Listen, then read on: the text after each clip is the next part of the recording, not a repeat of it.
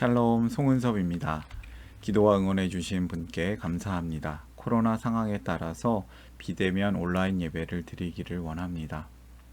본 영상 설교는 새가족교회 주일 설교 메시지입니다. 신앙생활의 새가족 그리고 모든 성도님들, 청년, 청소년, 젊은이들을 위한 쉬운 메시지로 준비했습니다.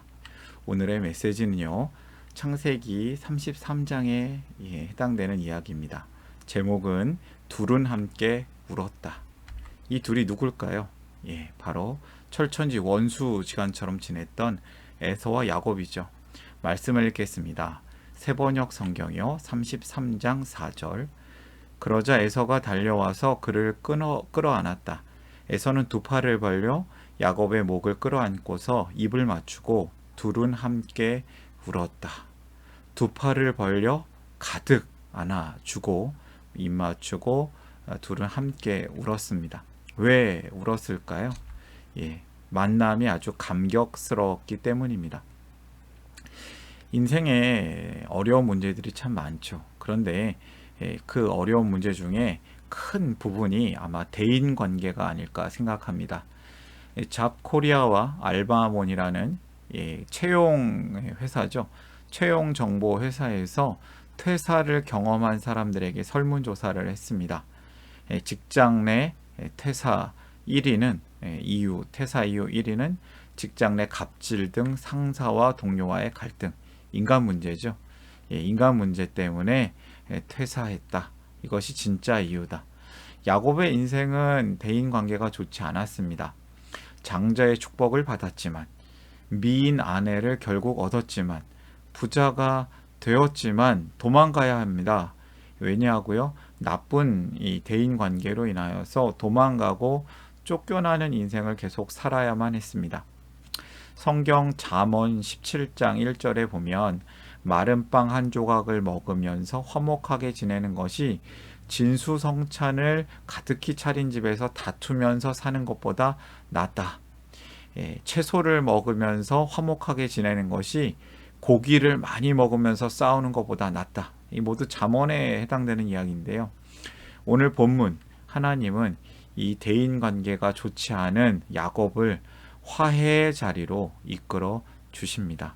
우리 또한 하나님께서 화해의 자리로 불러 주십니다. 예수님 때문에 우리가 화해의 자리에 나아갔습니다. 아무튼 창세기 33장의 이야기로 가볼까요?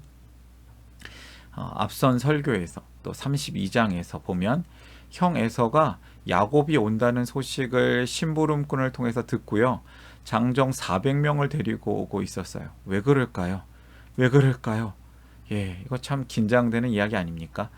뒤돌아보면 다 이유가 있는 것 같지만 아무튼 형은 400명의 장정을 데리고 오고 있어요. 이거 뭔가 좀 심상치 않은 분위기. 이래서 야곱은 아내와 여종 그리고 아이들을 뒤에서 따라오게 합니다. 피해를 최소화시키려고 해요. 두 때로 나눠서 두 무리로 나눴죠. 여종과 아이들, 레아와 아이들, 라헬과 요셉의 순서로 세웁니다. 이 순서는 아마도 야곱이 사랑하는 정도에 따른 것으로 추측이 되는데요. 그가 아끼는 사람들은 제일 뒤에, 아끼는 사람 순서부터 뒤에서부터 채우는 거예요. 야곱이 왜 이런 생각을 할까요? 어려운 상황이 올 때마다 자기만의 계획이 있어요. 다 계획이 있어요. 근데 하나님 보시기에는 쓸데없는 계획이에요. 그 계획이 별로 중요하지 않습니다.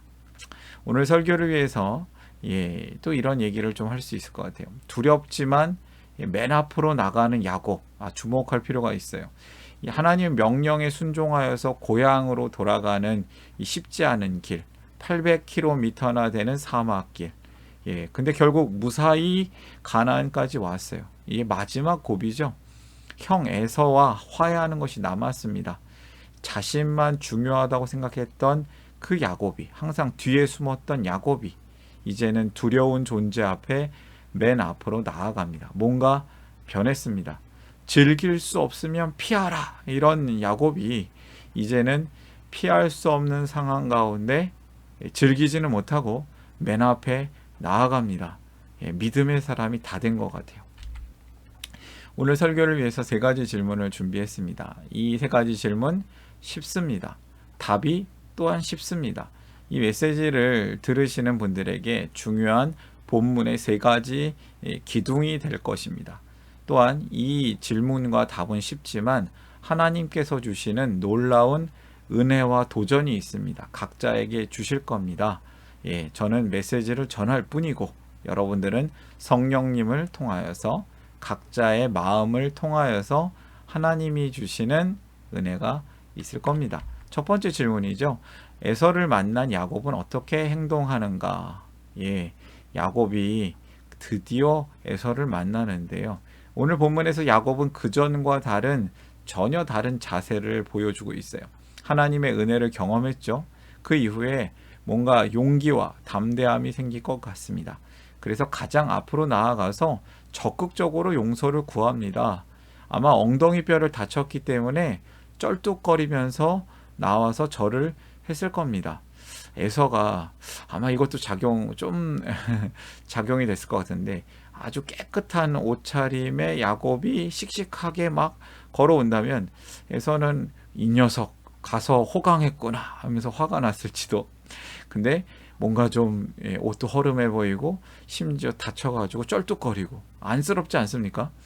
아무튼 야곱은 에서에게 가까이 가서 7번 땅에 엎드려 절을 하였습니다. 이게 왕에게 하는 신하의 종의 모습이라고도 하는데요. 고대 근동의 문화가 이렇다고 합니다. 아무튼 가까이 가서 7번이나 절을 합니다. 그러자 에서가 갑자기 마음에 감동이 왔는지 야곱을 끌어안고 입을 맞추고 울기 시작하는데 누가 먼저 울었는지 모를 정도로 이 에서와 야곱이 함께 웁니다. 아름다운 화해가 이루어지고 있습니다. 성경에 나오는 수많은 아름다운 장면이 있는데요. 저는 이 창세기 33장의 모습이 너무나도 아름다운 것 같습니다. 깨어진 관계가 회복되었습니다. 근데 사실 저희 그렇지 않습니까? 깨어진 관계에서 한번 용서해달라고, 한번 사죄했다고 해서 그 관계가 회복되는 경우가 많지 않습니다. 한번 미안하다고 해서 미안합니다. 그렇다고 마음이 회복되나요? 그럼에도 불구하고 진실된 사과는 관계 회복의 시작입니다. 이 진실한 사과는 상대방이 화가 풀릴 때까지 머리와 마음으로 이성과 감정적으로 모두 용서할 때까지 계속 사과하는 겁니다. 아무튼 계속 사과해야 되는데 이번에 한 방에 해결이 됐어요.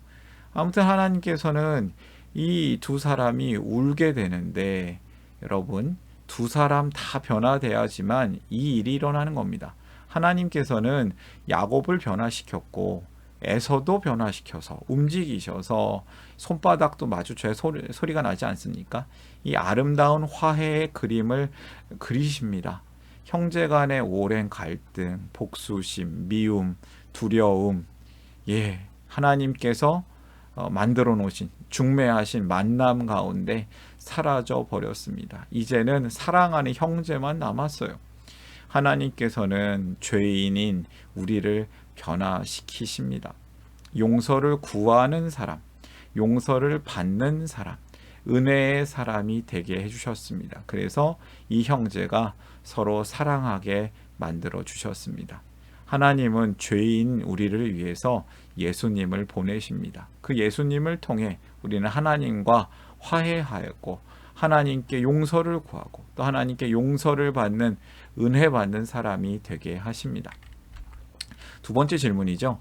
에서의 친절한 모습. 이 친절의 야곱은 어떤 고백을 하는가? 8절부터 10절까지 보면요. 에서가 이렇게 물어봅니다. 내가 오는 길에 만난 가축대는 웬 것이냐? 야곱이 대답합니다. 형님께 은혜를 잊고 싶어서 가지고 온 겁니다. 다 형님 겁니다. 에서가 말합니다. 이제 마음이 다 풀어졌거든요. 아우야, 나는 넉넉하다. 나는 관대하다. 네 거는 네가 가져라. 야곱이 말합니다. 진실한 마음이죠. 아닙니다, 형님. 형님께서 저를 좋게 보시면 제가 드린 이 선물 받아주십시오. 형님께서 저를 이렇게 너그럽게 맞아주시니 형님의 얼굴을 뵙는 것이 하나님의 얼굴을 뵙는 듯합니다. 예, 에서에게 진심이 담긴 선물을 하면서 감사함을 표현하죠. 형님 얼굴이 하나님 얼굴 같아요. 예, 에서는 결국 이 선물을 받죠. 예, 역시 선물은 2번 정도는 권해야지 받는 거 아닙니까? 이 선물 받으면 나 용서, 안 받으면 안 용서. 그러니까 받아줘, 형. 그러니까 받아주소, 형님. 하나님을 느낍니다. 야곱은 두려운 존재였던 형 에서가 자신을 받아주니까 이때 하나님께서 자신을 보호하시는 은혜를 느낍니다. 형님의 얼굴은 하나님의 얼굴. 어제까지는 무서운 형님의 얼굴이 보였는데 오늘은 사랑의 하나님의 얼굴이 보이네요. 형님의 얼굴 속에 보이는 하나님 형상 아름다워라. 예, 하나님께서는 이처럼 당신의 백성을 보호하십니다. 이 사건 가운데 하나님의 일하심이 있죠. 하나님의 보호 아래 축복의 통로가 되게 해주셨습니다.